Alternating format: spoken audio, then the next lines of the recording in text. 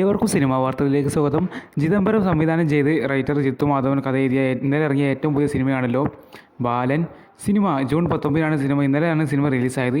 Cinema അങ്ങനെ രണ്ടാം ദിനത്തിലേക്ക് കടന്നിരിക്കുകയാണ്. സിനിമയുടെ രണ്ടാം ദിനമായ ശനിയാഴ്ചയിലേക്ക് കടന്നിരിക്കുകയാണ്. സിനിമയുടെ ഇന്നത്തെ കളക്ഷൻ നോക്കുമ്പോൾ സിനിമ ഇന്ന് ഇതുവരെ പ്രീസെയിൽ കളക്ഷൻ ട്രാക്കിംഗ് കളക്ഷൻ നേടിയിരിക്കുന്നത് 1 കോടി രൂപയോളമാണ്.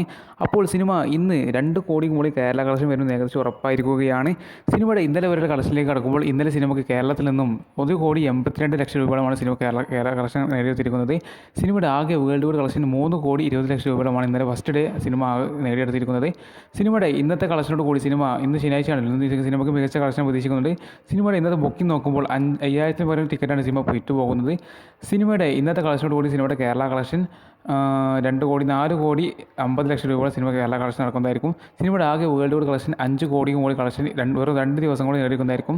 വെറും 8 to 10 കോടി രൂപ കളക്ഷനിലെത്തിയ ഈ സിനിമ അങ്ങനെ വെറും 2 ദിവസം കൊണ്ട് 5 കോടി കൂടി കളക്ഷൻ എടുക്കാൻ പോവുകയാണ്. സിനിമയുടെ 4 ദിവസങ്ങൾ നിർണായകമാണ്. വെറും ഒരു ചെറിയ പയ്യനാണ് ഇതിൽ അഭിനയിച്ചത്. അതിശേഷൻ എന്ന് പറയുന്ന പേരുള്ള ഒരു പയ്യനാണ് ഇതിൽ അഭിനയിച്ചിരിക്കുന്നത്. പിന്നെ ടോവിനോ തോമസ് ഇതിലൊരു ക്യാമിയോ റോൾ ചെയ്യുന്നുണ്ട്. അതുപോലെ തന്നെ ഒരുപാട് കഥാപാത്രങ്ങൾ സിനിമയിൽ വന്നിട്ടുണ്ട്. എന്നിരുന്നാൽ പോലും സിനിമ മികച്ചൊരു ഹോൾഡ് തന്നെ പോയിട്ടുണ്ട്. കാരണം ഇപ്പോൾ ഒരു വെക്കേഷൻ ദിവസമൊന്നുമല്ല, ഒരു വർക്കിംഗ് ഡേ ആണ്. എന്നിട്ട് പോലും മികച്ച ഹോൾഡ് പോയി സിനിമയ്ക്കുണ്ട്. സിനിമയുടെ വരും ഇതിൻ്റെ കളക്ഷൻ അറിയാൻ വേണ്ടി നിങ്ങൾ ഫസ്റ്റ് നമ്മൾ ചാനൽ സബ്സ്ക്രൈബ് ചെയ്യുക. ഈ വീഡിയോ ലൈക്ക് കൂടി ചെയ്യുക. നിങ്ങളുടെ അഭിപ്രായം തീർച്ചയായിട്ടും കമൻറ്റ് ചെയ്യുക. നിങ്ങൾ സിനിമ കണ്ടോ നിങ്ങളുടെ അഭിപ്രായം തീർച്ചയായിട്ടും കമൻറ്റ് ചെയ്യാൻ മറക്കരുത്. പിന്നെ ഇതുപോലെ സിനിമ വാർത്തകൾക്കായി ഈ വീഡിയോ ലൈക്ക് ചെയ്ത് ചാനൽ സബ്സ്ക്രൈബ് ചെയ്യാൻ മറക്കല്ലേ.